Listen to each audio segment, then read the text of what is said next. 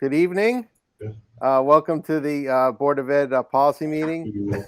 I guess that was my old media training in college, doing the old countdown there. Let me just check the agenda. Okay, Ms. Jasinski, roll call, please. Yes, Mr. Grippo. Here. Mr. White. Here. Ms. Rosenberg. Here. Mr. Chairman, you have a quorum. Great. All rise for the pledge. All right, let me bring up the flag here. Oh, we have a flag? I'm willing a second. Ah, there we go. Okay. How about multiple flags? Perfect. Wonderful. I pledge allegiance to the flag of the United States of America and to the republic for which it stands, one nation, under God, indivisible, with liberty and justice for all.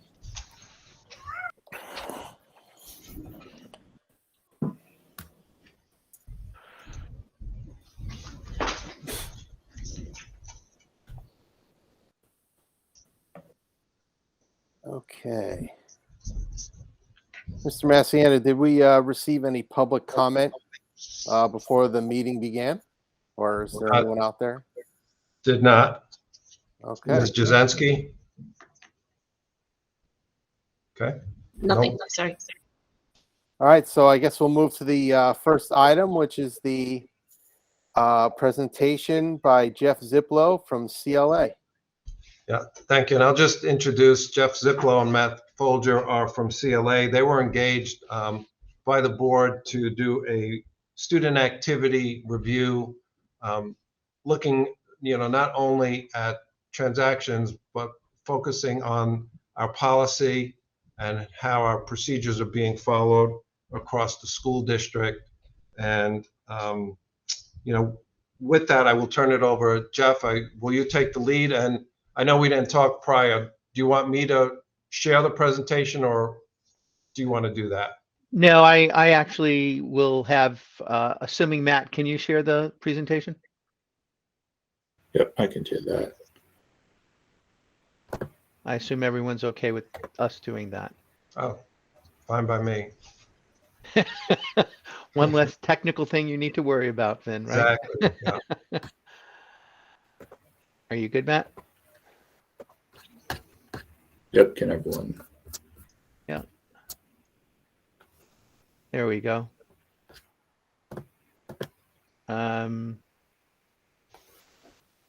blow it up just a little bit more, Matt. I know it's a little bit difficult.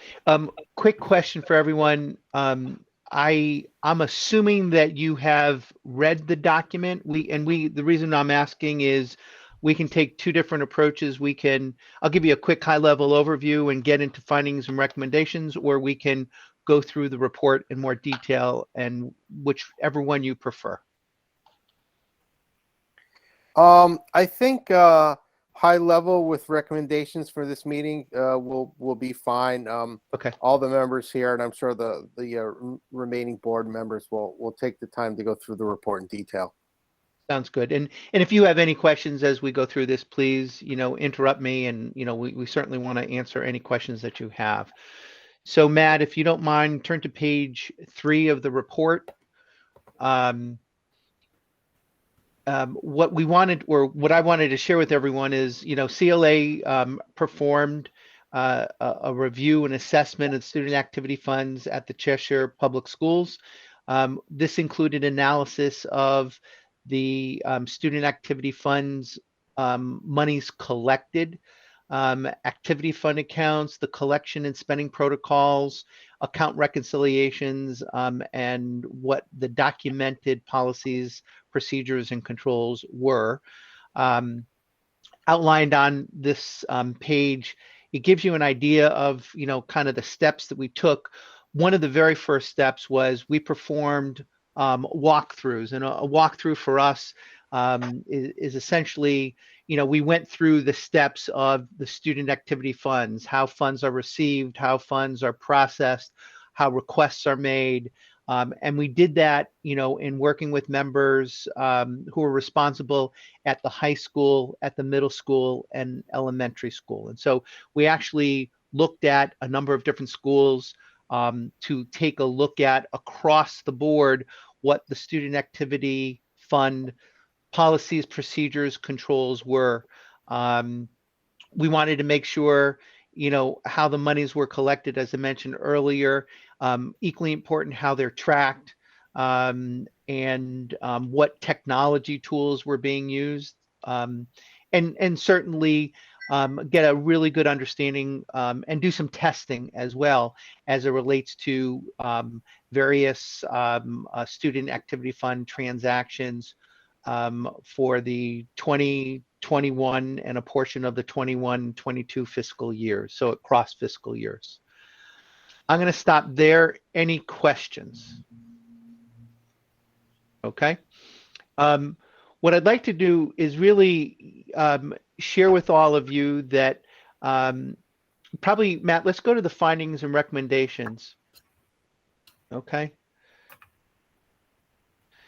We do have the prior pages before this do identify kind of more of a process discussion, and we break it out, where appropriate, for the various schools that we did look at their student activity funds for.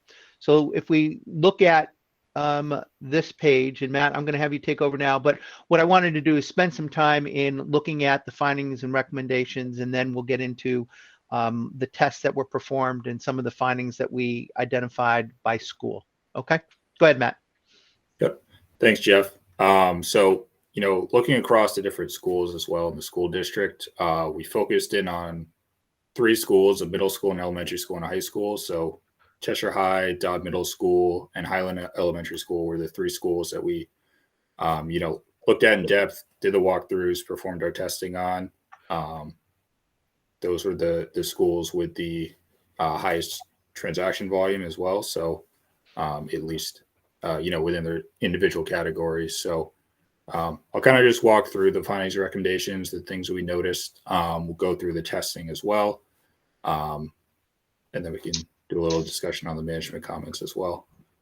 So the first finding, activity transaction is difficult to identify within My School Bucks. So when we were first looking at My School Bucks and looking at, different report types, how things are tracked just within My School Bucks, we kind of noticed there's a lack of common identifiers, a lack of way to track specific activities. So if you wanted to just look at field trips, you wanted to just look at after school activities or sports, something of that nature, it was hard to track. There are a ton of different programs.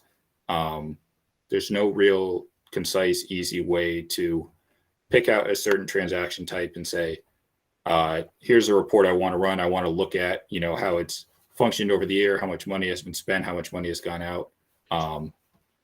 Because those, codes, those programs haven't been identified. There isn't a strict category for, certain activities. So that's our first recommendation, at least, to find a common identifier for specific transaction types, and try to standardize that as well across, the different schools. You'll kind of see one of the themes, at least in our findings and recommendations, is to try to align all the schools. We only looked at the 3, but I assume it, based on our testing, would go across the board to those 11 schools. So Matt, let me just interrupt. I know, Mr. Yep. White, you have a question. Just before, I'm going to get to you in 1 second. I probably should have taken a step back and just let you know there's really 2 systems, technology solutions, that one major system, which is EPES, which is used to manage Cheshire student activity funds. And so all schools are using this product called EPES. Okay, so that's one system. And then what Matt was referring to is there's another system out there called My School Bucks, and it's used to obtain online payments from parents and guardians for student activities. So the combination of both systems to some extent are needed and required. The My School Bucks is more of a third-party payment processor. So I'm going to stop there. Mr. White, you had a question. Yeah, so I'm just wondering about you were talking about. Oh, sorry. Okay. I just got a prompt on my computer. It sounds like you're talking about the sort of the unique identifier naming conventions. Correct.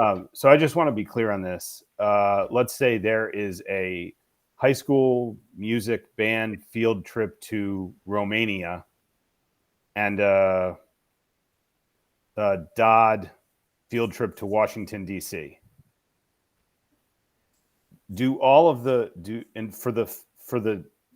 So a parent writes out a check and it says, Washington, D.C. trip. Okay, it's coming from an 8th grade parent, where it's intended to go. Do those all get put into the same fund with the Washington, D.C. trips? Or does it go into a field trip fund to Dodd? And then, some of them are marked Washington, D.C. field trip. Some are marked field trip. Some are marked May field trip because it happens in May. I'm just curious. Yeah, it goes to the right. It does go to the right school, right? So that is not an issue. I think what we're trying to get here is that. But even within the school, is it getting to the right fund? I'm trying to understand. It goes to the right fund, like Washington, D.C. field trip. So I can just accept that as is. And then the difference is one is got a unique identifier, which is location, right? School, and then in the high school, it's school location type of thing. School, and then the trip to Romania or wherever it is. That's kind of how the IDs don't match up.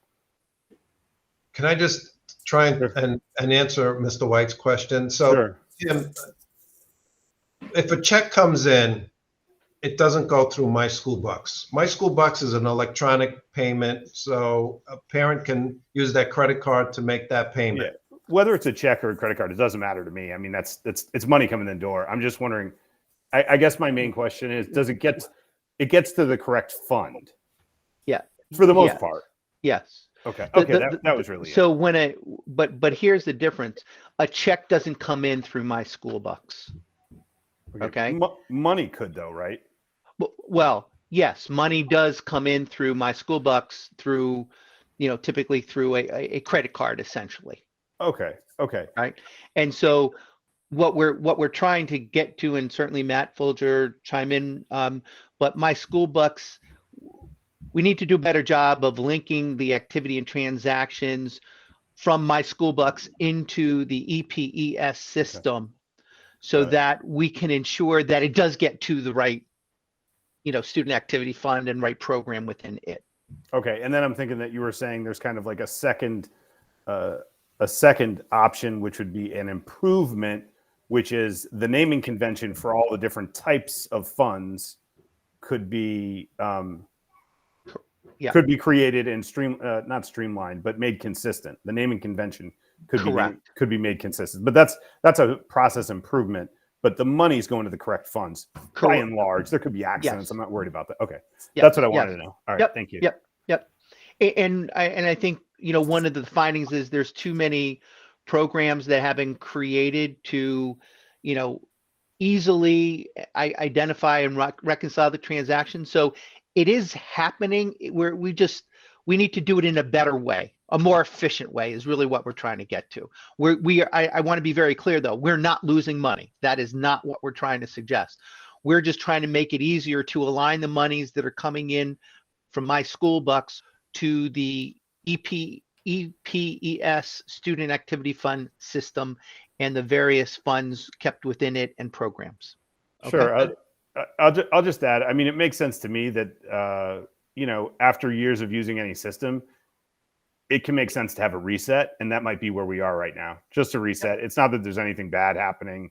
Correct. Or what funds lost in any significant material way. Okay, that's the starting point. All right, thank you for that. Yep. You're welcome. And part of this finding that Jeff touched on is, this becomes a reconciliation question for the bookkeepers.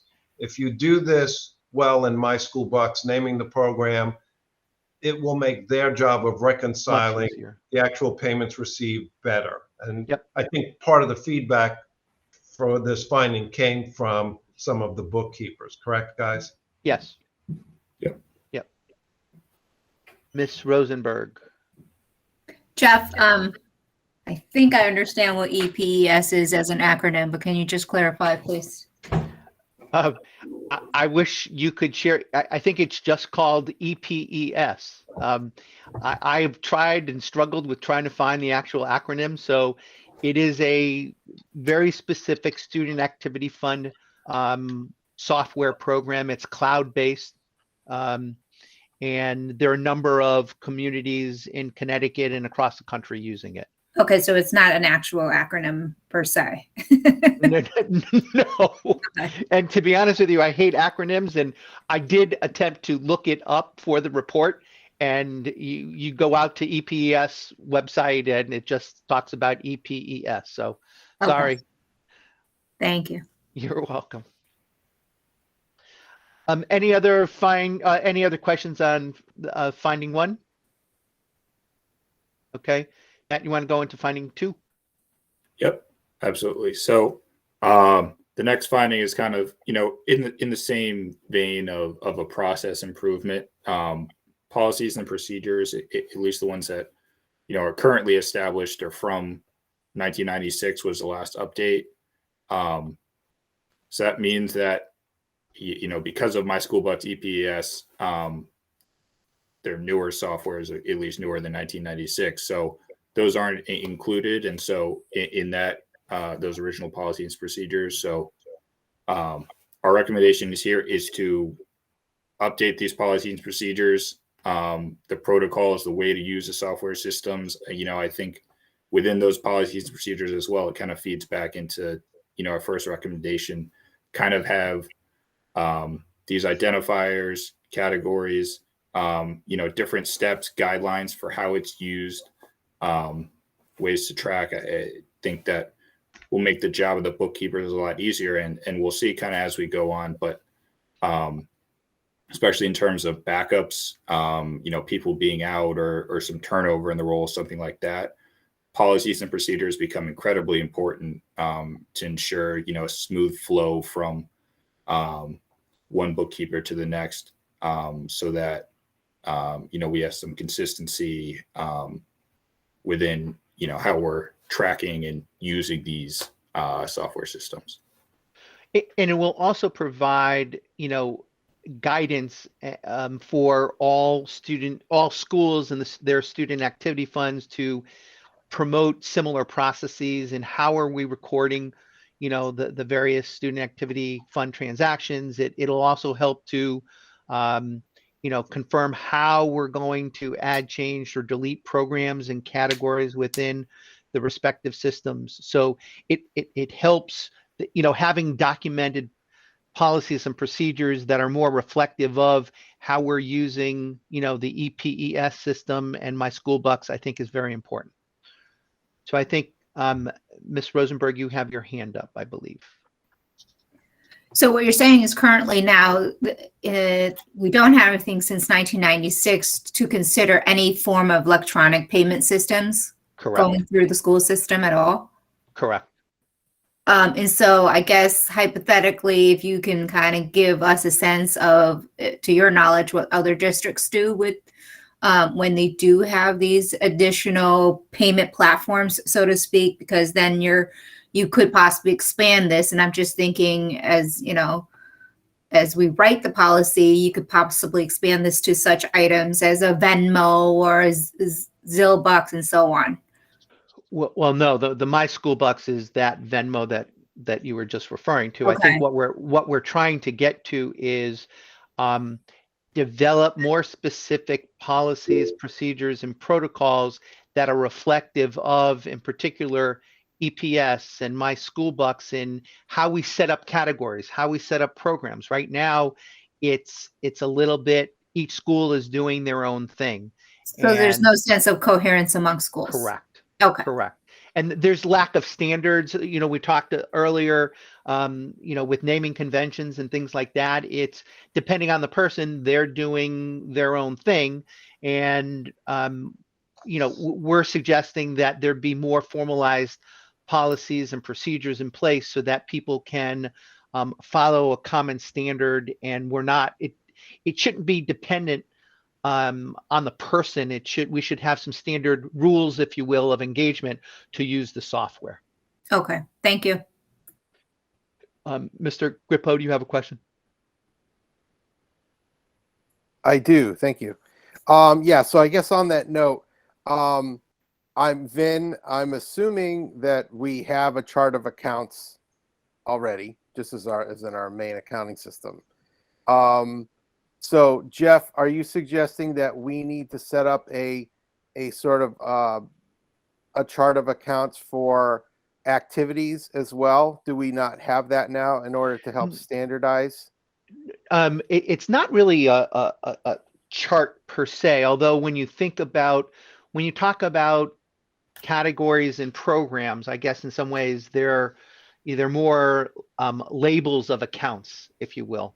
And what I'm suggesting is we need to define and document how we're going to set up those programs. How are we initiating it? What are the protocols we're following? Because everyone shouldn't be able to create their own program, their own set of categories. We're trying to define what those standards should be. And so it's a bit different than, I'll call it, your chart of account, although there's certainly potential feeders into well, I don't want to call it a GL system, but there are ways to store information or store the monies and be able to ensure that we're doing it consistently across schools. Does that help? So are you saying that when a field trip occurs, let's say, I guess the leader of the field trip, are they the ones who would go into what was that system? EPES. My Bucks or EPES yes. to set up the trip, and then they can use whatever naming convention they wish as of right now? Matt, do you have a comment on that? Or Yeah. So I believe right now, and I think it is, a little dependent on the school, but the bookkeepers are typically the one who set up the field trips and everything in my school books. Now the teachers play a big role in kind of being the gatekeepers of the money coming in, giving that money back to the bookkeeper, and they kind of keep track of things on my school books as well. So typically I think it does go to the bookkeepers, and they're the ones that are in charge of setting it up, which I think is why it's important for, these policy and procedures, so they know exactly how to set it up. And then, additionally, training, if they want to help train teachers and everything on how my school book should look as well. So, Mr. Grippo, based on limited training, we've got various bookkeepers that are doing their own thing. There's limited consistency across schools, limited consistent naming conventions and the like. And so I think what we're trying to get to is we need to establish what those standards are and indoctrinate those bookkeepers across all schools. So we're using the system consistently across the board. right. That's right. That it sounds exactly what needs to happen. Okay. Right. Thank you. You're welcome. Thank you. If I could just jump in here for 1 second, just to say that, I think this portion of the presentation should continue. We've started working on some of the recommendations already, which I think it'll be better if we kind of get through this and then talk a little bit about the work that we've either started doing or plan to do to address some of these issues. But Jeff and Matt, if you could just touch on one thing. EPS is relatively new. We introduced it to the district 2 years ago. And prior to that, we were using some really old original student activity system. Mm-hmm. Some of the smaller schools were using Google Sheets. So we did standardize that. Can you talk a little bit, Jeff, about EPS kind of as a broad solution and what you see in other districts? Sure. So let's talk about other districts first, right? One of the things, and why, and let me just, I'm going to segue to EPES in a minute, and why it's a much better solution. In working with many other school districts, I can share with you that a number of them are using QuickBooks to do their the student activity fund accounting, if you will. And each school has their own set of QuickBooks, and it's not necessarily the same version of QuickBooks. And so there's a lack of ability for anyone to monitor across schools what's going on and the type of financial activities that are taking place, right? EPS, which is, more of a centralized solution, clearly, a web-based, it's a cloud solution. We're able to look at things across schools. We're able to take a look, and in some ways it's now centralized from the standpoint that, members of Vin's team can actually go out and look at transactions when they need to, or if they need to. They can look at things from a reconciliation perspective, again, across all schools, or by school, or by program and category. And it gives Cheshire School District a much broader capability than what, to be quite frank, what many other school districts are using right now, which is, a combination of QuickBooks.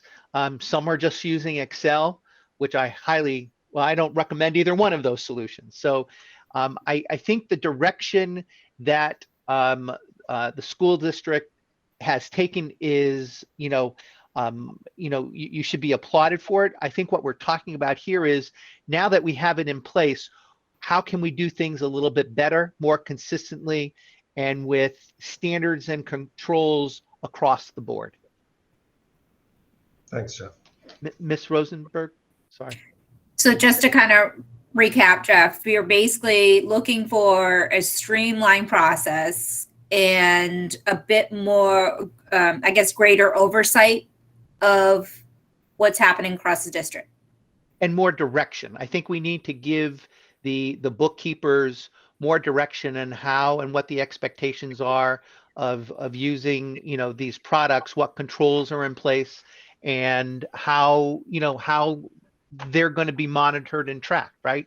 One of the nice things about this tool is there's an audit trail, so we can, audit things. But that policies and procedures will help to create those appropriate standards and controls that I think is needed at this point in time. Okay, thanks. And the last thing, not the last thing, but another important point is, the bookkeepers may leave, and we need to bring on, another bookkeeper or a different bookkeeper. And by having a documented policies and procedures manual as it relates to EPES and My School Books, it'll be easier for the onboarding process and getting someone up to speed. Okay. Thank you. You're welcome. Go ahead, Matt. Yep. So no one has any more questions, we can move jump on. to 3. Yep. So, this is kind of in a similar vein to what Jeff actually just talked about, just about limited training on the software system. So My School Books and EPES for some of its current users. EPS being a newer system, and especially a lot of the administrators and bookkeepers that are using them. We found, at least in the schools that we tested with, they're relatively new, and there hasn't been a ton of training on, those systems used. And in line what was said before as well with the policies and procedures, implementing a formal training process for all administrators on both of these, important software systems is going to allow for, that standardization, that ability to track and be able to, observe, how the softwares are used. And it also allows them to do everything within My School Books and EPES. Typically what we see when there's not a ton of training on software systems is an administrator or bookkeeper may, take a shortcut or be doing something the long way. So talking about efficiency, the formalization of a training process, for the school year or whenever possible, is pretty important to both of these software systems to ensure that we're recording everything the correct way, and we're doing everything in the software, everything that the town is paying for, we're utilizing. The other thing I would add here is particularly on the recommendation, and we'll hear more about training, but as part of the formal training process, I would videotape the sessions, right? We're in a new world here. We can fairly easily and quickly videotape sessions. And I would recommend that any of the formal training sessions do get videotaped, or not videotaped, sorry, that just aged me, sorry about that, but get videoed and have it available for any bookkeeper to kind of go back for reference, or any new bookkeeper coming on, we can have them go through that training class, and then that would be an opportunity to work with other bookkeepers, but at least they get some basic training. Okay. Item 4. Yep. So this one, we noticed, current procedures, at least among the schools, is to, for any checks, any monies received for student activities, they're entered into both an internal receipt book and into EPS.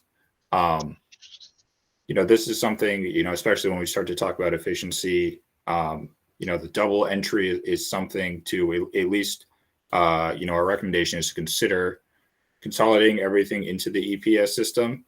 It is a newer system, so perhaps, with the older software systems or Google Sheets, the internal receipt book, I think definitely would have made sense. But now, as we're transitioning into, maturing the way that we record the student activity funds, transitioning to only using EPS as the single system of record for student activity, avoids the double entry and can create at least some more efficiency. And one system of record as well takes away any confusion. That EPS is what should be referred to. Any questions on that? Okay. Move on to 5. Yep. This finding, formal documents are not used across the district for recording certain or for recording student activity transactions. So this is similar in line to the policies and procedures, trying to formalize and standardize the way that things are done throughout the district. So developing certain forms, reimbursement requests, donation forms, consistently using My School Bucks as a system of record for field trip payments. We've seen some of the payments for field trips tracked in Excel, things like that, to try and paper sheets as well. So to try to move everything to one standardized process. So utilizing My School Bucks as a system of record for field trips, and then, reimbursement forms, donation forms, trying to make sure that across each school, we're not utilizing those forms and they look different at each school, to be able to standardize and ensure that all the information that the district wants is in each form, and we receive that for each student activity that's recorded. So I guess this just highlights that, again, each school is kind of doing their own thing. Some have their own forms, and when we were looking at some of this information, it was inconsistent, right? And what we're suggesting is creating those standards so that a form is a form. We know what school it's coming from, and everyone's doing pretty much the same thing the same way. That also helps with cross-training and backing up people, so that if we ever needed to use someone from a different school to help with processing student activities, if someone was out for an extended period of time, There's consistency across the board.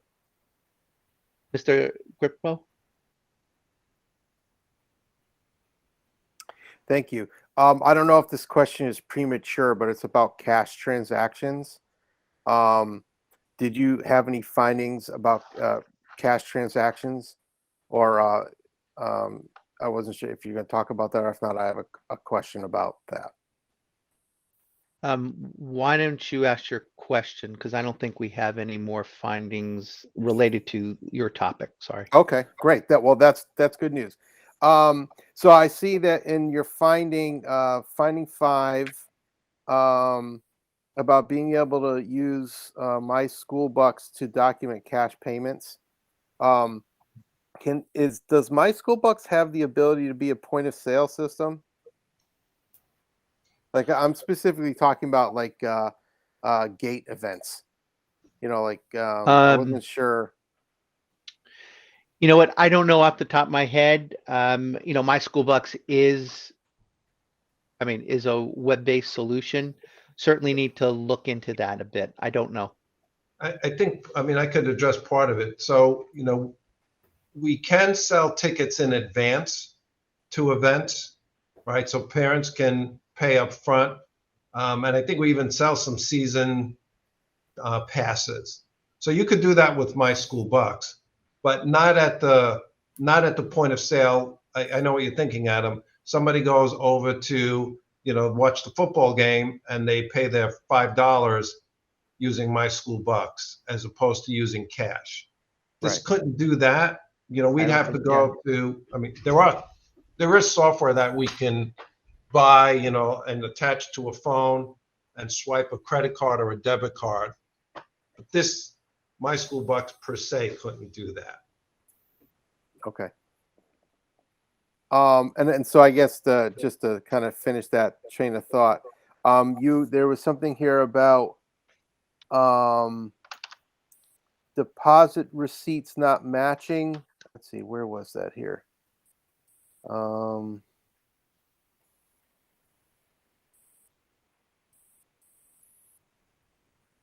crap. In here? Yeah, and I thought I saw something. You had something where It may be the item further in numbers our were difficult to reconcile or something like that. Let's see. Are you talking about the receipts? Yeah, that's it. There was something. Yeah, something here about. So I that's on item 4, right?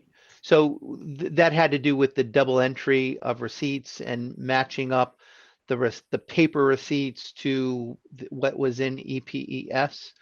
And to avoid the double entry, we're saying, since EPES is the point of record, just use it. We don't really need a receipt book. Okay. And so that would somehow work into our, I think we have a 24-hour deposit rule, if I recall. So that would be done. Yeah. That would be recorded when we make the deposit or after the deposit is made at the bank. That sort of. Yep. Okay. Yes. Yep. Thank you. And then the last item here, Matt, why don't you go through that? Yep. So the last item, in doing our testing, the schools, so across the 11 different schools, there are 4 different banks used across the district. So our recommendation, it's kind of best practice. We see it in a lot of other towns, to use one financial institution for all the student activity funds as opposed to the 4 currently used. I believe right now that the schools kind of have the liberty in it to pick their own banks. I think the main thought process is kind of proximity to schools currently, but to be at one financial institution across the board for our student activity funds simplifies things, makes things a little bit easier for our schools and tracking things. Any comments, thoughts, questions on that? I think that makes sense. I understand the logic of like the the proximity to the banks. But from a central office perspective, it makes sense to me that it would be a dictate saying we're using one bank. Exactly. It's the same thing with using the same sort of coding system for all this stuff. It's not something that people are going to necessarily want all that much. The different principals won't want it, but from a central office perspective, I think these are relatively small lifts with big benefits in terms of control. And it's not to say that like the central office needs to control everything, but I have my accountant hat on. So I'm a CPA and I'm just putting on my control hat, and controls are important. That's why we're talking about all this. So I think those two things would be relatively, would be appropriate, even though I'm sure people won't be particularly thrilled with the change, but I think they would be worthwhile.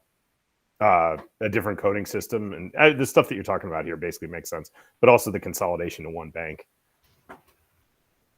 Right. And I'm not saying one bank with only one account. We can have multiple accounts, but I mean, I think using pick a bank, but whatever, Vin and everyone's using, I would imagine or assume it would just be a better, more efficient approach. Ms. Rosenberg, sorry. So just to get in a sense of, you say that there's 4 different banks across the district being utilized. Does Vin have oversight on all those accounts as his secondary? I mean, I'm just trying to get a sense who controls the accounts. The signing authority, like who can sign checks, is at each local school. I don't have signing authority on individual student activity accounts. That's the principal and the bookkeeper. And sometimes, like at the high school, there's a second administrator assigned. But so I couldn't write a check on the high school student activity account. And you have no access to those accounts either. Right. Right. Currently, but I could see them in EPES. I could see the transactions, but the bank account itself, that's at each individual school level. Okay, so you have access to what transpires in those accounts. In I guess EPES. He does at EPES. He does not at the banks. Right. At the financial institutions. And to be honest with you, rolling it up into, I'm going to use People's. It just came to me, right? Whatever the bank is, Webster, doesn't really matter. But I do feel that, Vin in his position should at least have access to view those accounts and validate, right? Oh yeah, I completely agree with that. I wanted to get a sense of what's happening now and what you're moving forward. I didn't realize that you didn't have access to those 4 accounts either. Yeah, I didn't either. It's kind of surprising to me, actually. Well, it's because, the way student activity, when the law was passed, is that, the idea is each school has its own student activity fund. Sure. Now I can get copies of the bank statements, but I don't have direct control over those accounts. Yeah, I just think it would be useful if they're all in one bank. And all the banks, I'm sure all the banks are online now. So you just get them all consolidated and you have access to all of them at once. If you for some reason you want them, you need them, I think that would be a valuable tool. Just I don't believe, based on the findings here and even before that, I don't really feel like anything's getting stolen, but you keep people on your toes at the same time. I think that's a good thing from an accounting perspective. Yeah, so I think it'd be good if you had that. This is a logistical, question and issue that, I'll work with the principals to come up with this, what would make the most sense for the school district. Yeah. Yeah, absolutely. I think it's a conversation you have with everybody to see how it would work and make sense. I think what I'd like to go to next, where that ends the findings and recommendations. One of the things we did ask is for management, in particular Vin, to provide management comments to our findings and recommendations. And so on the next page that Matt pulled up, and Vin, I'm going to turn it over to you in 1 second. We asked management to provide their comments. Do they disagree? Do they agree? Are they doing anything? And so, Vin, why don't you go through your comments and thoughts as it relates to management comments? And I'll go through this quickly, but First of all, as I wrote in the comments, we, appreciate the work that Jeff and Matt have done to do the review, to share the findings, to talk through, the kind of the, best practices and the next steps. And so what I've shared on this page is really five responses to the individual items. The first is that we've shared the findings with the administrators so that corrective action can be addressed with the deficiencies noted as they relate to specific school issues. And that's actually not been presented yet, but it will be in a few moments by Jeff and Matt. The more important thing is, items 2, 3, and 4. We have included in tonight's package an initial draft update of the board policies and regulations for 3453, which governs school activity funds. The policy itself, I don't think we need to change. The governing policy still, obviously it's up to the policy committee to make that determination, but the policy itself is pretty broad and I don't believe it needs to change. What does need to change, and we've taken a shot at an initial work through, is the actual regulation, the procedures, what has to happen overall, and what happens that's different at the elementary, middle, and high school level. And I know that the policy committee members are aware of this. You don't need 3 readings on a regulation. You do on a policy.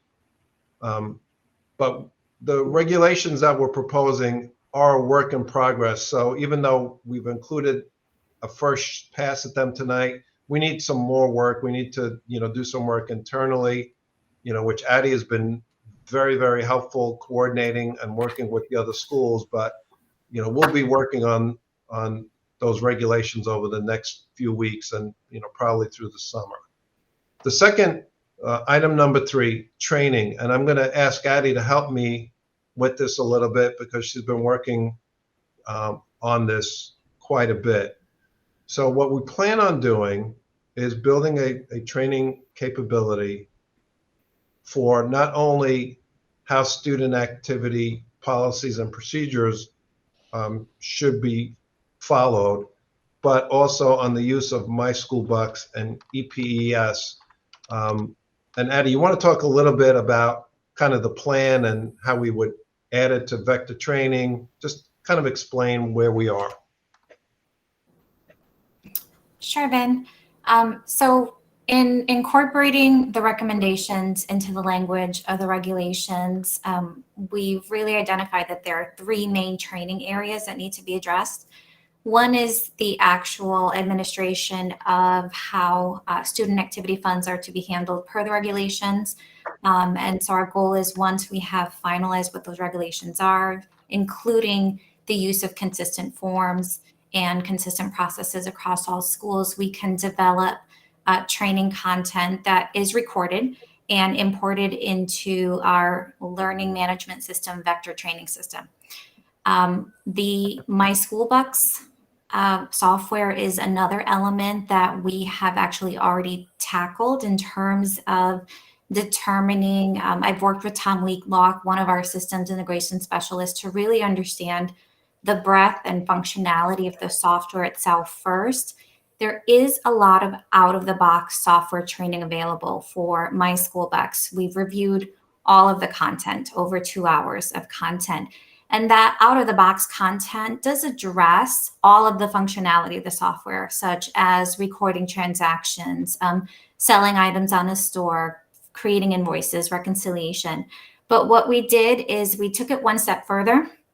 And in trying to incorporate the guidelines of having consistent labeling systems and consistent procedures, we took some of the items and customized them to incorporate best practices for Cheshire Public Schools. So, for example, field trips can all be captured through a standard invoicing process, and all field trip payments can be recorded in My School Bucks, including cashiering options that can include recording cash payments that have been received, as well as checks.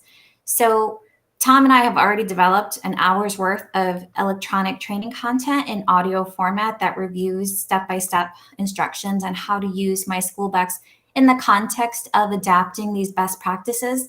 And we're just in the final edits. So we'll have a program available that we can load into our learning management system, Vector Training.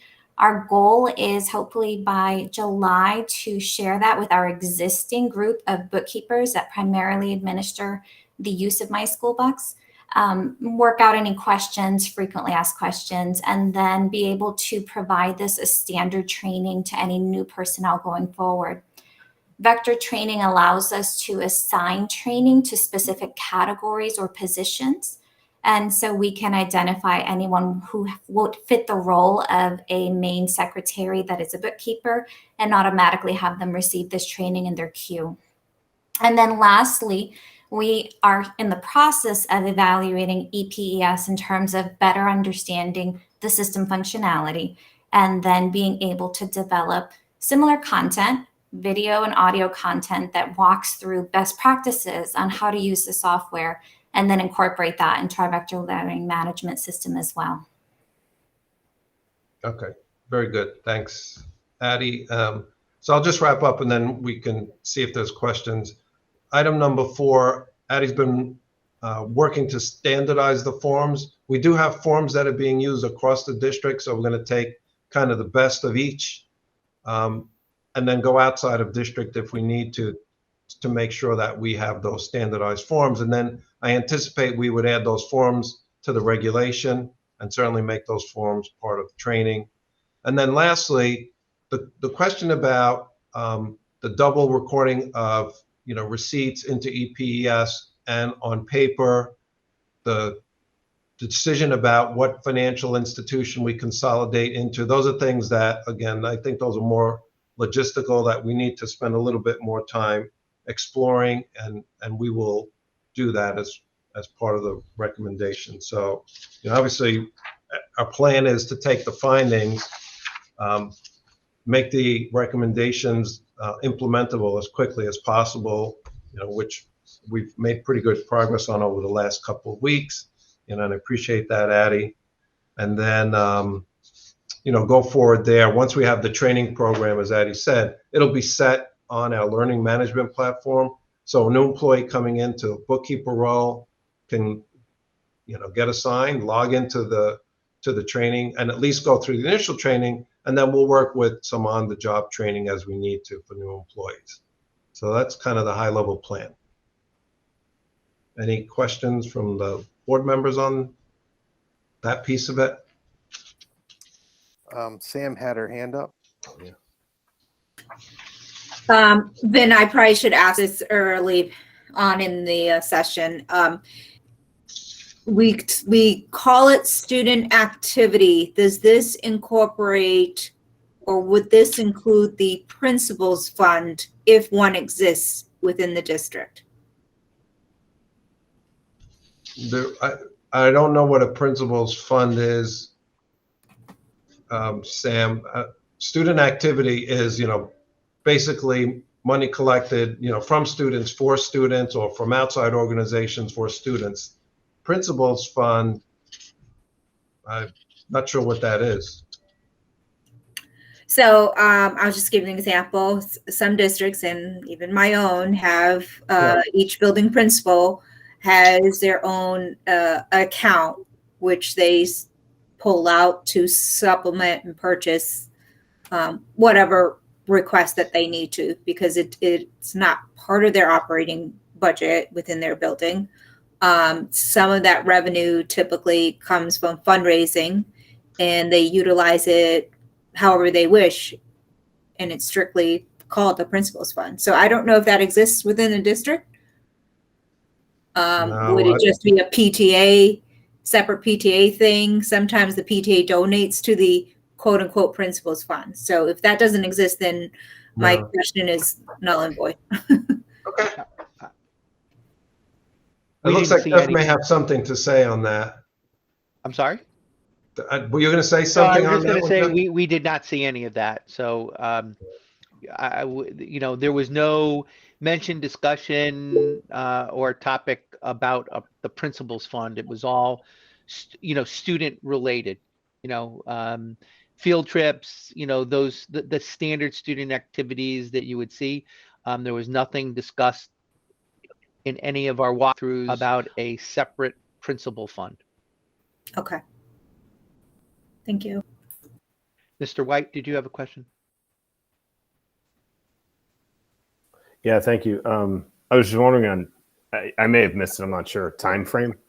Are you thinking, Vin, that you'd have this sort of like the training program, the forms, the various things sort of in place before the school year starts? Yes, that is absolutely Okay. the plan. Okay. Yeah, I mean, that sounds good to me, because it seems to me, looking at this, that should be doable. Yeah, and you know, as Jeff said, we do have some newer employees. When we rolled out both these systems, we certainly did do training initially, but obviously, you know, we're not where we should be from a training point of view. So we're going to put that together, and Addie's, you know, pretty far along. And most of the people involved in this are 12-month, right? 12-month people? Yes. Yeah. Okay. Yes. Yeah, so this should be workable. Thank you.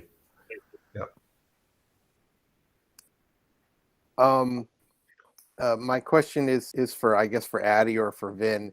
And my perspective might be because I work for an organization that's slightly archaic and maybe even behind the times. When you set up your training, is there a requirement to have a written documentation as well? Or because it sounds like it's very video dependent, and I'm not sure if maybe that's a more modern way of training employees nowadays. So I just wasn't sure if that's something you have to do in the future.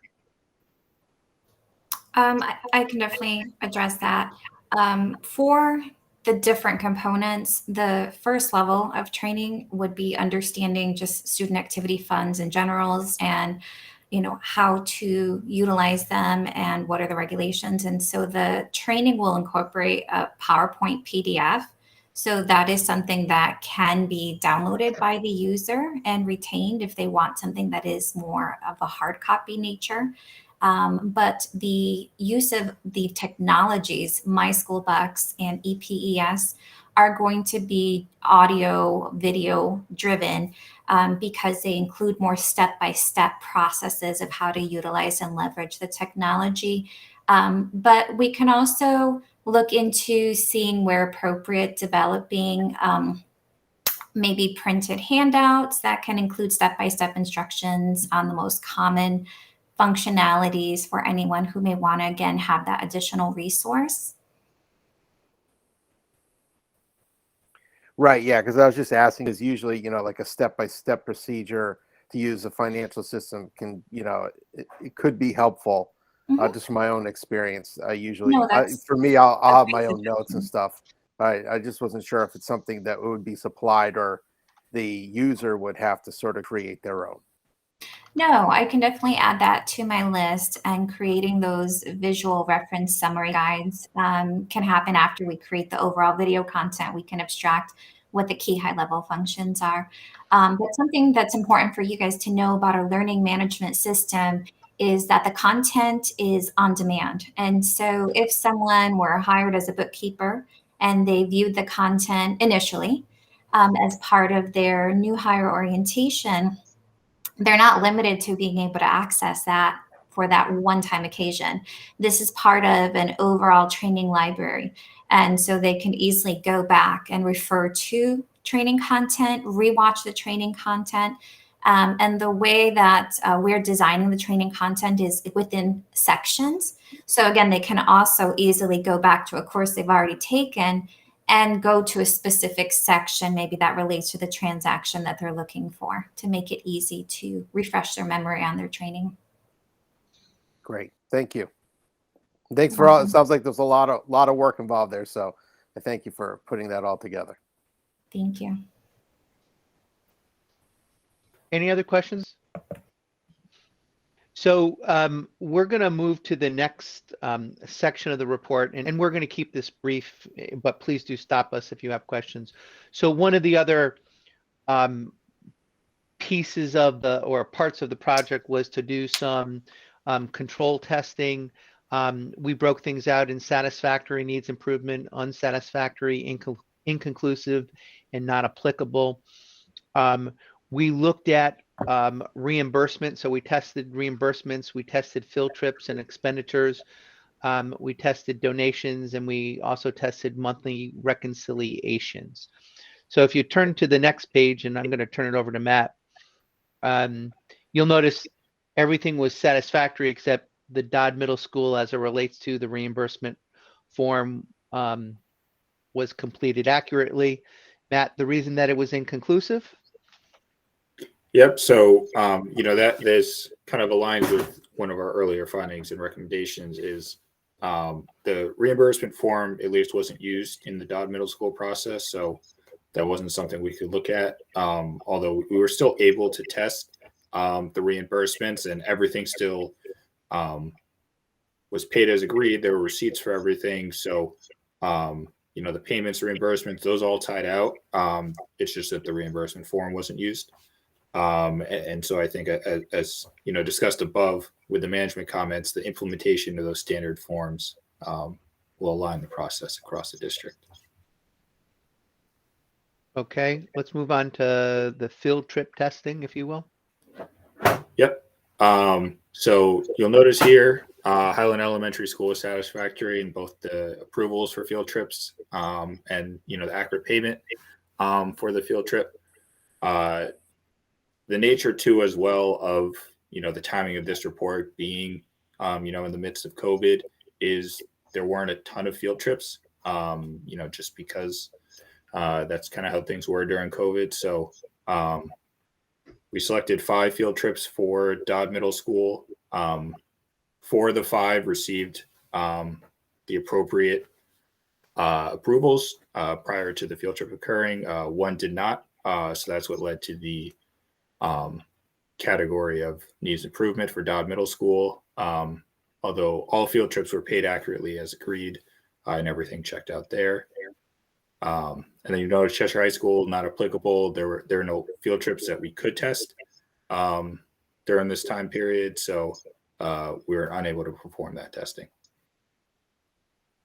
And then item donation testing. Yep. So another one, not as common, you'll see. So we tested all the donations that were made to Cheshire High School. They all agreed, or the deposits made to the student activity account agreed to the checks that were given. Dodd Middle School and Highland Elementary did not have any donations made within our testing period. You notice as well, aligning with one of our findings about developing standard forms, the creation of a donation form to accurately reflect the check that was received, and then the deposits can be agreed to the checks. Mr. White, you have a question. Yeah, I'm just curious on that one. It's how would you know that all checks are? I could see how you could say all donations. If you started with the bank statement, you could agree the checks to the bank statement, but how would you know if all donations were deposited? Is that what donation deposit agreed to the check received? That the way you're stating it, it sounds to me like that's impossible to really tell. I'm just curious what the test was exactly. Yeah, so the test was essentially for what was recorded, essentially just gathering a population. I think that's okay, also got it. You make a good point about the limitations. Just because the forms weren't in place there, it's kind of hard to gather that full population. But for at least all of the donations that they took in, they were deposited correctly. Anything that got recorded on the books in the Cheshire Public Schools books and records was Correct. also deposited to the bank. Okay, Correct. but that's not to say that all donations were deposited. It's just to say everything that was recorded on the books was deposited.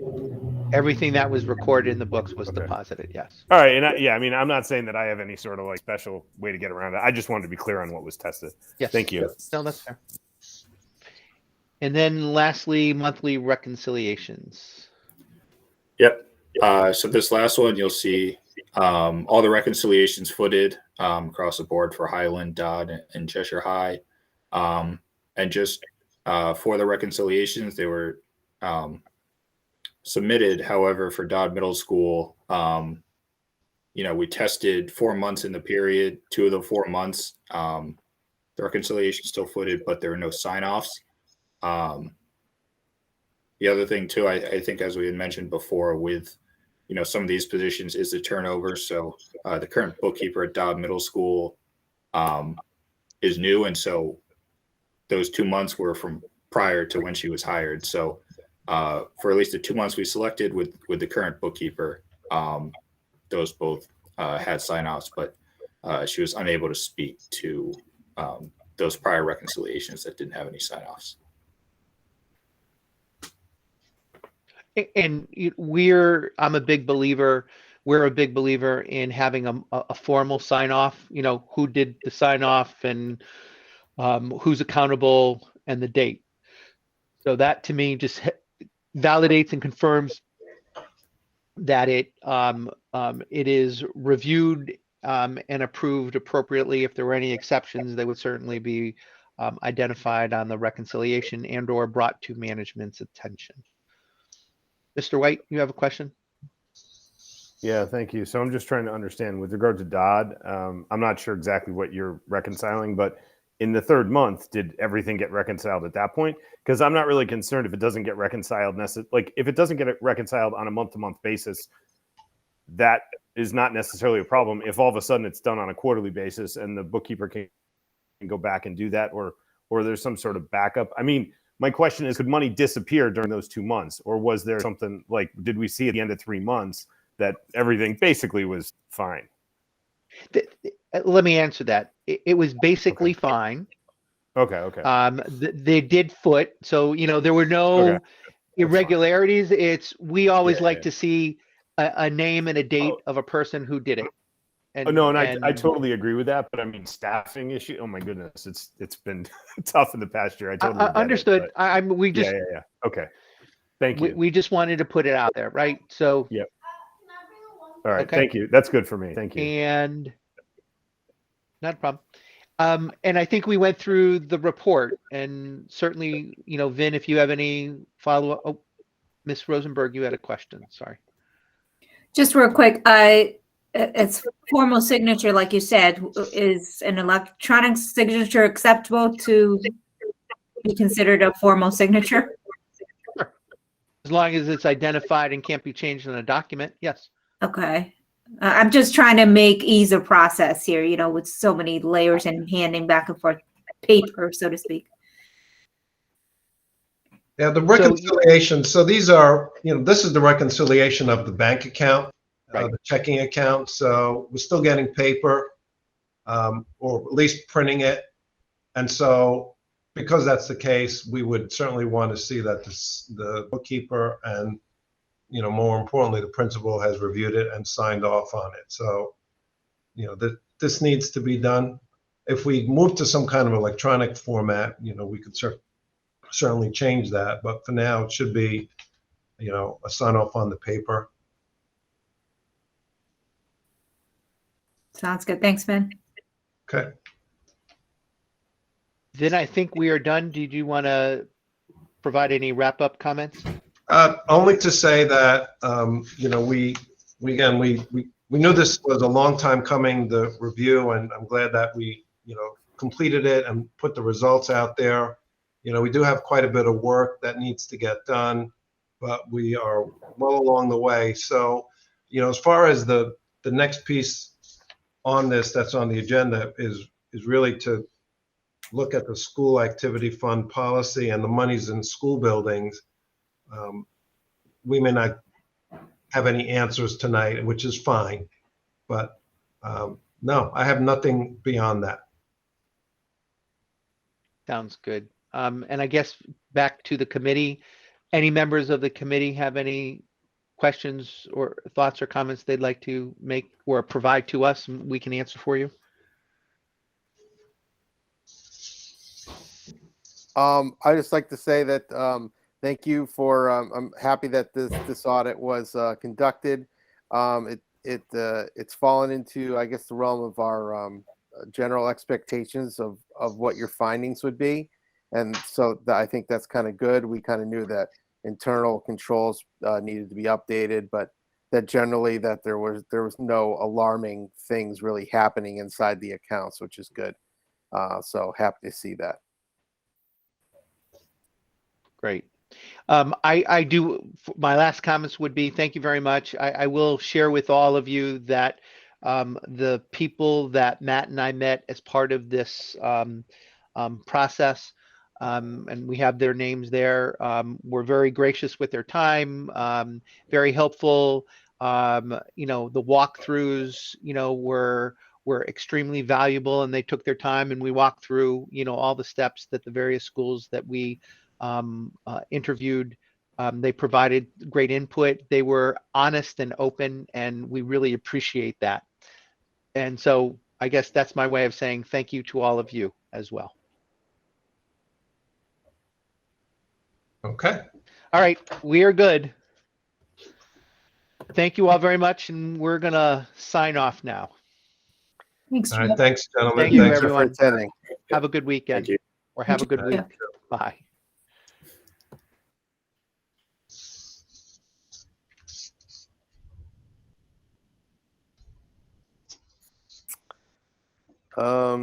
Okay. So I guess we're going to move on to item number 4, review of policies 3543, 3450, and 3542.43. Vin, should we run through in order, or I know we have Erica here to do a presentation. Should we have her go Talk first? about, we could move to the food charging policy if you'd like. Yeah, let's do that. 3542.43. So that, Erica, do you want to just give a little bit of background on what changed? Because we always had a charging policy as part of our policy here at the Cheshire Public Schools. But I know that, things have changed. Yes. So, and pretty much you guys have had an excellent charging policy, and we haven't had to implement a charging policy because we've had free meals for a little bit over 2 years. So with the expectation that we will be returning to full paid meals for next year, legislation has gone throughout the pandemic that just put a little bit different language into a policy we were all already doing.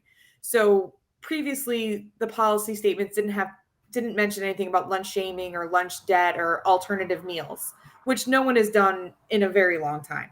So this is updating language that's just currently reflecting what we're doing. So it's a version off of the SB2 bill that got passed July of last year and the new CABE version. And it's just saying that students are entitled to a meal. We are allowing them to charge breakfast and lunch every day, and that there is the intention that those will be repaid meals, and that at 30 days of charging negatively, a student will be referred to the homeless liaison. So that is language that specifically came from the legislation that got passed. So can you see the policy on the screen? Yes. Yes. Do you want me to read? You don't want me to read through it. Just if you want to highlight. Sure. So it's mainly just highlighting that the Board of Ed understands and participates in the National School Breakfast Program and the lunch program, that we understand things happen and we allow families to charge, that repayment is expected. Families are only allowed to charge a single reimbursable breakfast and lunch a day. So that does not mean that they can charge a ice cream, slice of pizza, or bottle of water. So anything a la carte or as a single item is not allowed. And that is for students and staff. And then that the funds are a nonprofit food service account. And according to the regulations, we are not allowed to cover the cost of charged meals, which has always been the statement. Now it's just being included in the language. The implication of that is the food service department won't pay for it, but the Board of Ed's budget will, right? Will. I mean, That's that's the essence of it. Mm-hmm. and then the homeless liaison part. And we will be sending out, so My School Bucks is actually the software that we use for online and check payments. So My School Bucks is a Heartland product. Our point of sale system is a Heartland product. So we send out notifications of negative balances, of low balance alerts, all through that system. And that we encourage families to fill out a free and reduced price meal application. And Okay. then the other, yes, and then the that other dissemination of policy was in there before. Correct. Sam, you had your hand up. Yeah, Erica, I'm actually going between both documents and just trying to see if you can highlight the areas that are different from the original policy versus the updated here. Sure. So the main one that's different is that at 30 days, you're going to the homeless liaison. Okay. That is the main difference. And then just the clarification of what is allowed to be charged a day, of clarifying it to be a single meal and a single breakfast. Those are the only two large changes. What was prior to that? The old policy? I'm reading through the old one. The previous one, it just said that I don't believe it was breakfast and lunch a day. It was just that a student could charge a meal. Okay. So it just wasn't clarified at which meal time and when. But it's very similar. Okay. Tim? I see it now. No, sorry. Sorry. Thanks, Erica.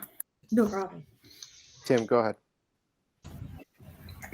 Thanks, Adam. Yeah, I just want to get this in my own words. Basically, what we're saying is that students are, regardless of whether they have any money in there, students are allowed to just keep charging. So they're getting fed.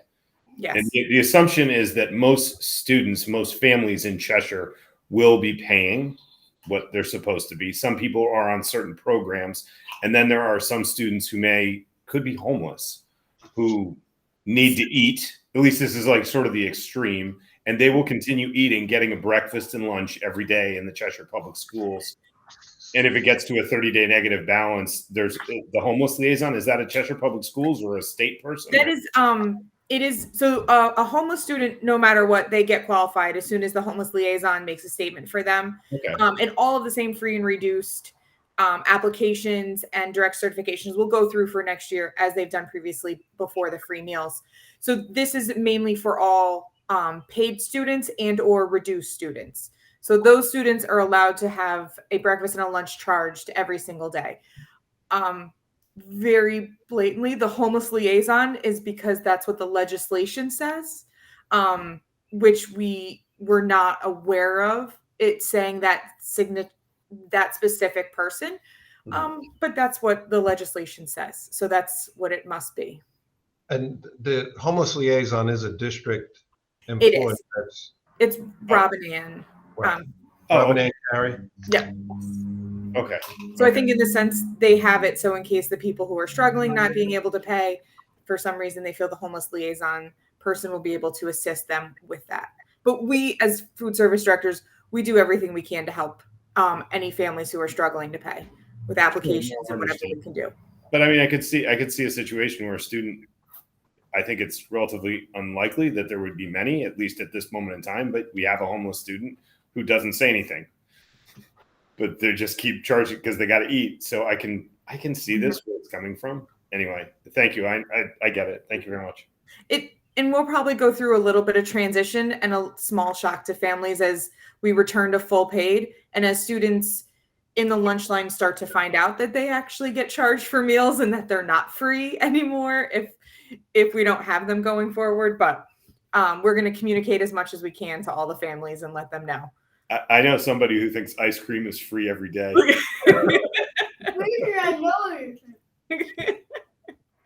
haven't had that funding yet. Erica, so if I heard you correctly, are you saying that anyone who was signed up for free and reduced prior to 2020 will be automatically re-entered into those programs? So anyone who the state has been going through the free and reduced application process, even though free meals have been overall. So there's still families who are qualifying, going through the application process, and directly certified through the state. And that's been continued since the pandemic. We have seen a decrease in the free and reduced applications and qualifications because of the pandemic, but maybe next year when they return to full pay, we'll see an increase. So is there a lead time if someone isn't currently in paid, I'm sorry, free and reduced? Free and reduced.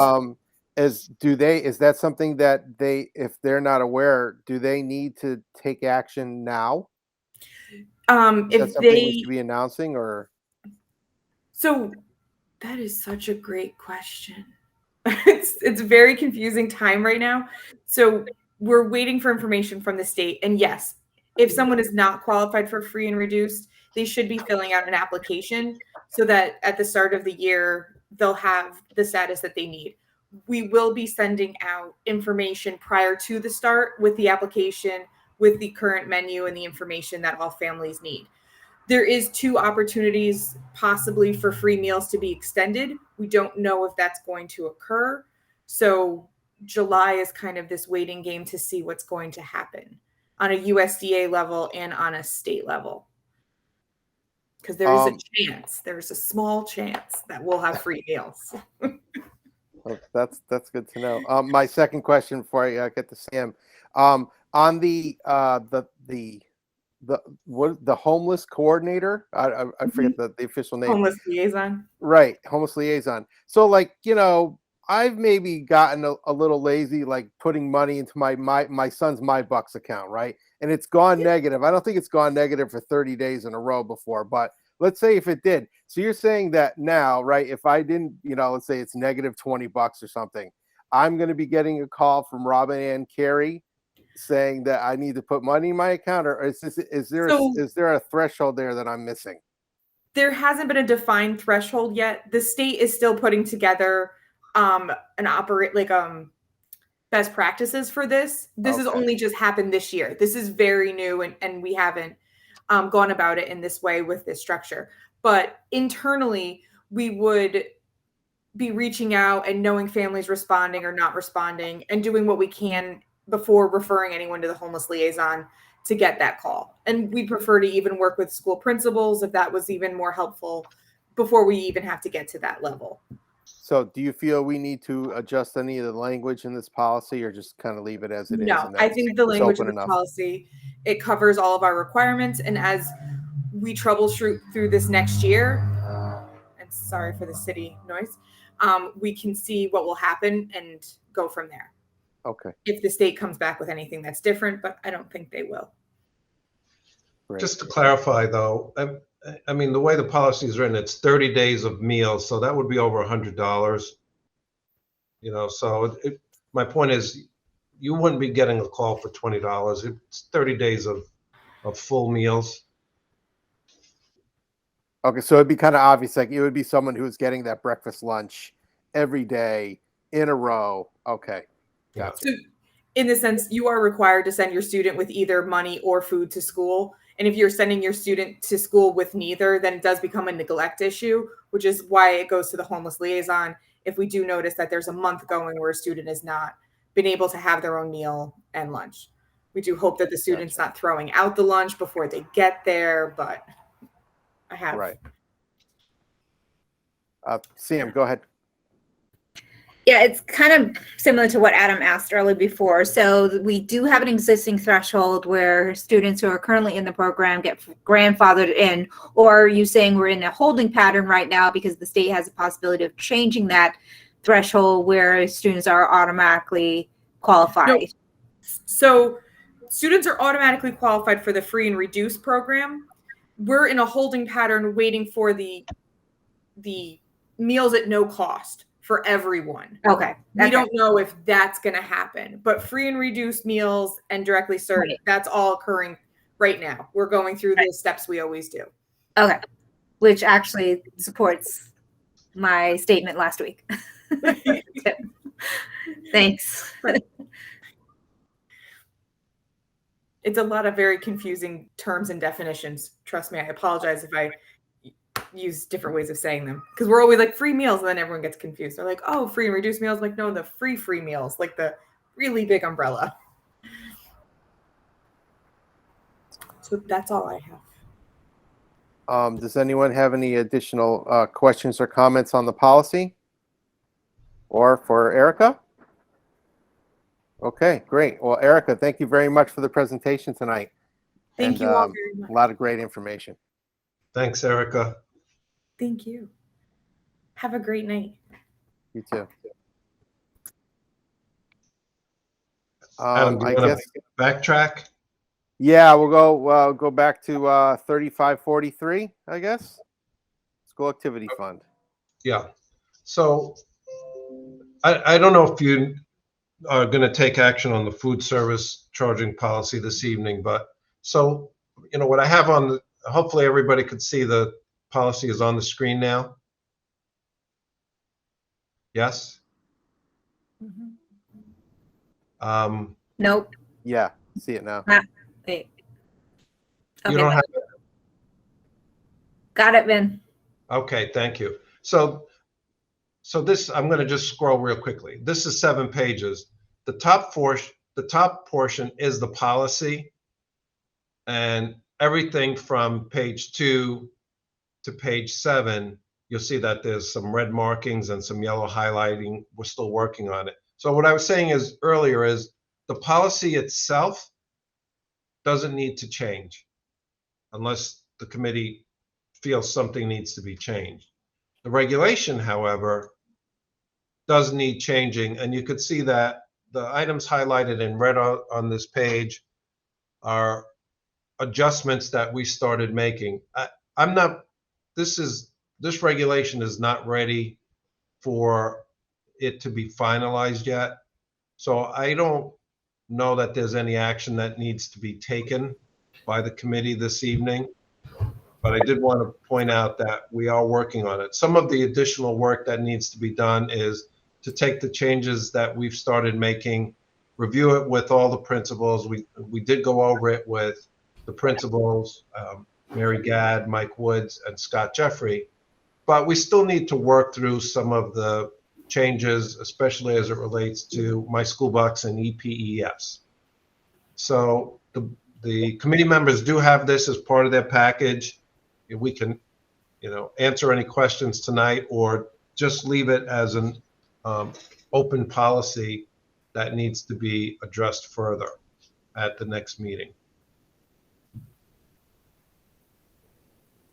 Yeah, You had your hand up? I'd rather discuss it when you're done, talking to your team to see what it is. I appreciated that we had the discussion with the external auditors or whoever tonight. But this, I think, probably, for me, I would prefer to just delay it until you've spoken to your team and have an idea of what makes sense.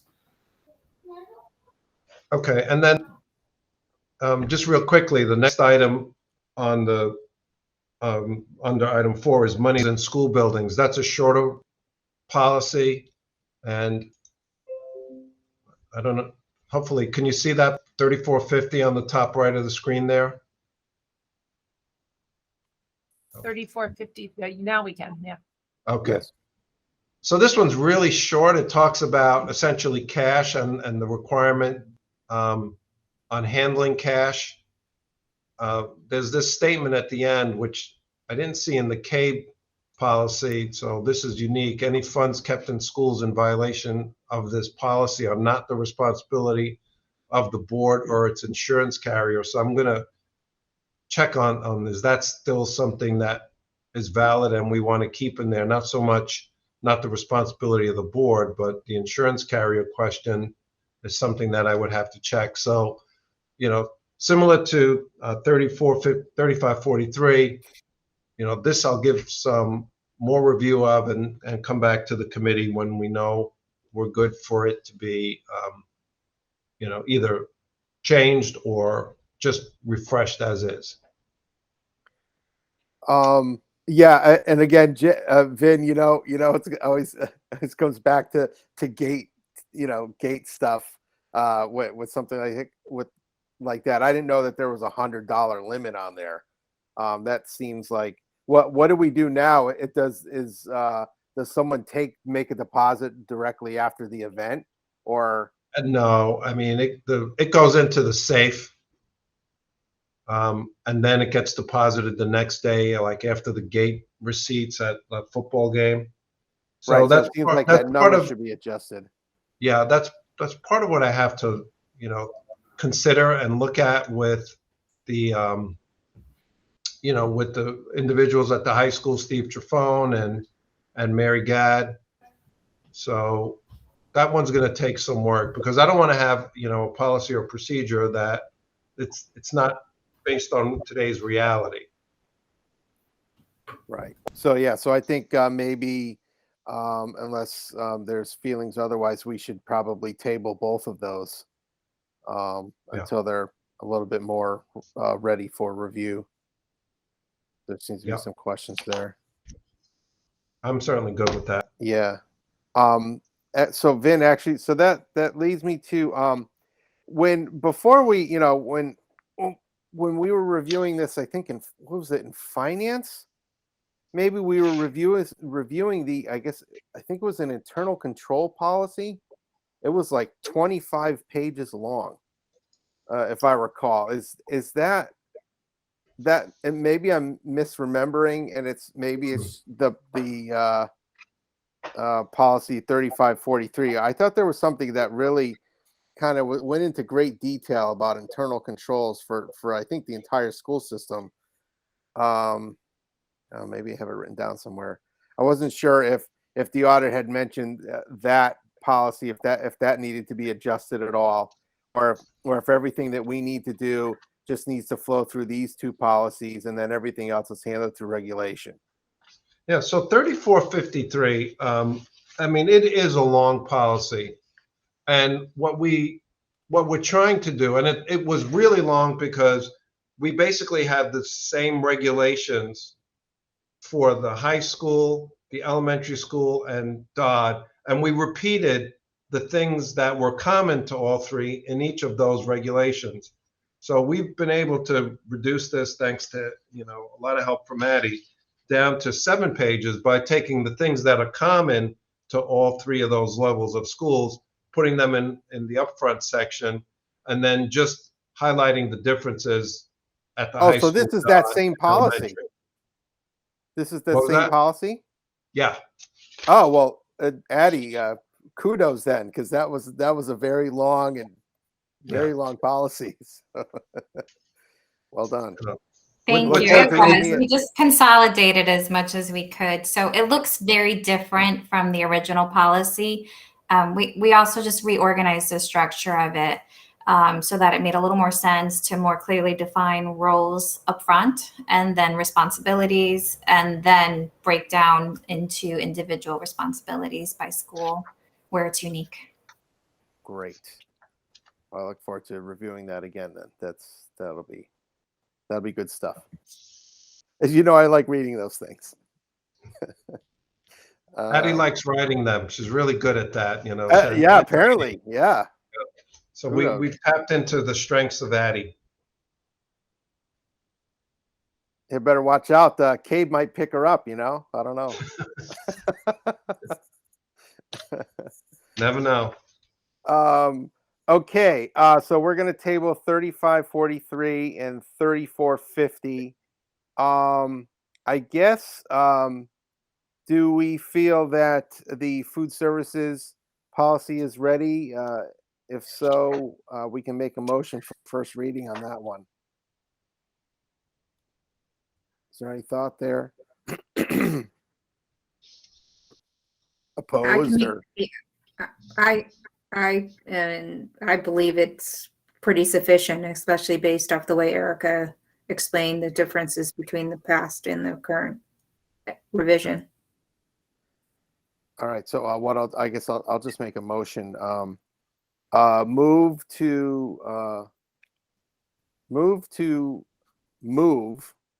policy 3542.43 food service charging policy to a first reading. Do I have a second? Tim, second. Is there any additional discussion? All in favor? And Sam, raise your hand. There you go. All right. It is unanimous officially. Thank you. All right. And Vin, we don't need a motion to table, or I don't even know. We're just taking no action. So we're not actually tabling those other two policies, right? We're just taking no action, and that's how it'll show in the minutes, right? And then we Correct. can just come back to them whenever we choose to. Yes. Okay, great. Thank you, Carol. And can we say goodbye to Addie? I don't think we need her for the Oh rest yeah, of the Addie, thank you. Thank you for your great work on this. Thanks, Addie. Thanks, Addie. See you tomorrow.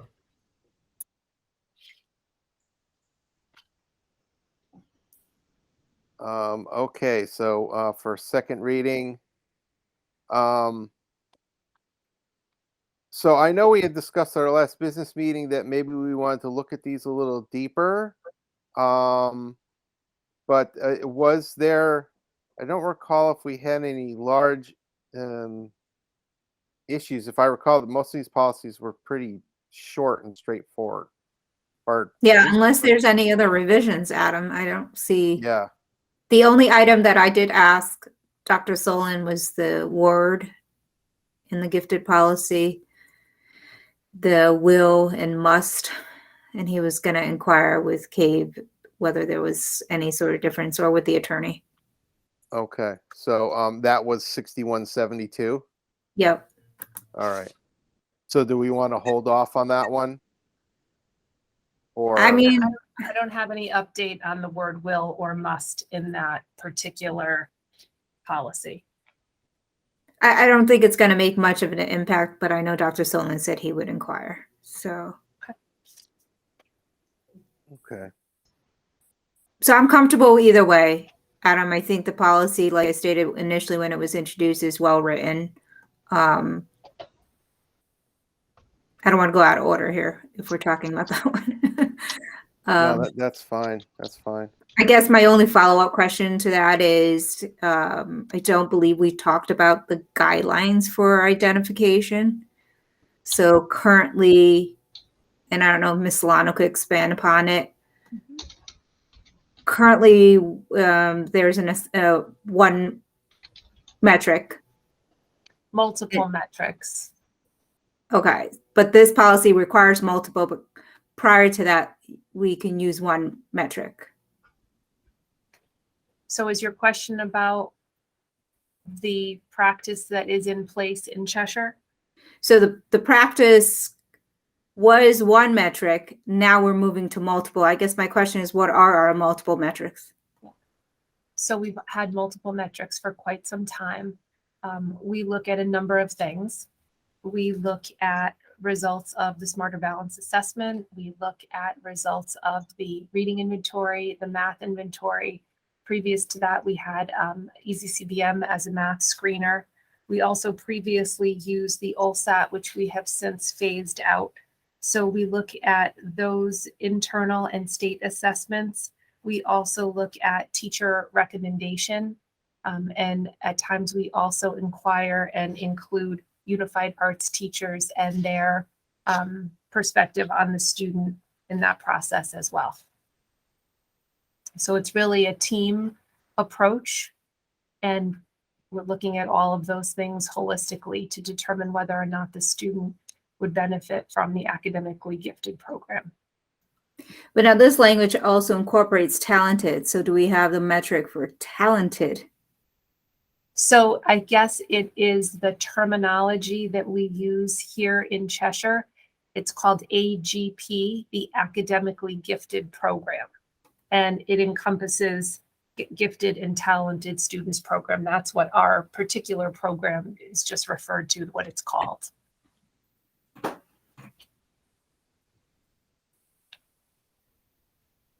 No, I think we're a little advanced already, but I'm just trying to get a sense of, when I think of talented, I think of the arts, obviously, that aspect of it. Gifted refers to triply triggers the academic side, the core content areas, and then the talent pulls in music, art, any other areas that I can't think of right now. Right, which is, I think, why we include our unified arts teachers. Yeah. So our music teachers, our band teachers, our art teacher, our general music. And the students have to meet a certain threshold based off. So academics, you can obviously pull the standardized tests. I'm just asking whether in the arts, what exactly are we pulling here for metric? Student work. Just student work. Yep, student work, their behavioral attributes in class. You know, so certainly not solely that, but those students who are going above and beyond the grade level standards for their art class or their music class, et cetera. And then supported by the teacher recommendation as well. Okay. Thank you. Sure. So it looks like the new policies are mandated language per state statute. Is that correct? That's my understanding. Okay. And then I guess lastly, on not to jump around. Well, I guess to jump around. So policy 1140, which is the distribution of materials to and by students. There's a paragraph highlighted at the bottom about advertising in schools. And I guess this question would be for you, Marlene, is that it specifically says that advertising needs to be approved by the superintendent. So does that mean that the superintendent, or I guess I suppose that means central office needs to approve advertising in schools, or does it specifically mean the superintendent? And should we soften that language at all as or designee, or, you know? Yeah. Typically, any kind of flyer, any kind of memo, any kind of community group, the why, anything that's going out to parents is always goes through Jeff's office, always goes to the office of the superintendent. It's funneled through Carol. Carol makes sure that Jeff sees it, and Jeff has approval over any of that type of information. When I was talking with Jeff about this particular highlighted area earlier, he also mentioned about any types of advertising, and that this was really specific to distribution of materials by students, so that none of that is coming from the students. That is more if there's a banner up on the field, that the student isn't distributing that's something that the school has approved. Okay, so then in this instance, if a student cannot distribute any advertising material without the express permission of the superintendent. Right, and I think there's something in here about it would have to be after school, that they can't do it during the school day. Yeah, that's what it looked like. That makes sense. Okay. Yeah. Okay.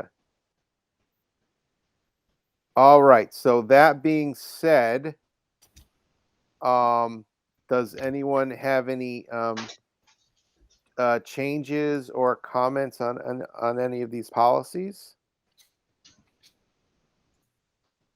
Seeing none, I guess I'll make a motion to move to a second reading, if that's okay.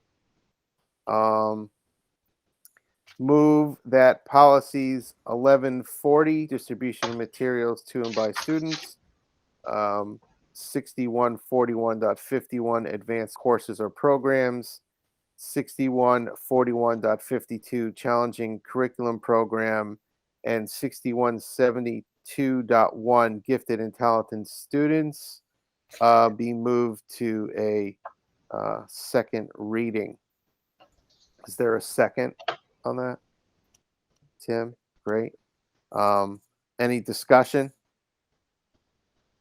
Seeing none, all in favor? It is unanimous. Fantastic. Sam's hand. Being that there is no other business to come before this subcommittee, move to adjourn. Okay, it is moved and approved. There we go. This meeting has been adjourned. See you all at graduation tomorrow, or for those who are attending. Anyway, looks. All right, looks thank like you. it's- See you then. everybody. Good night, everyone. See you then. Good night. Good night, everybody. Bye-bye. All right.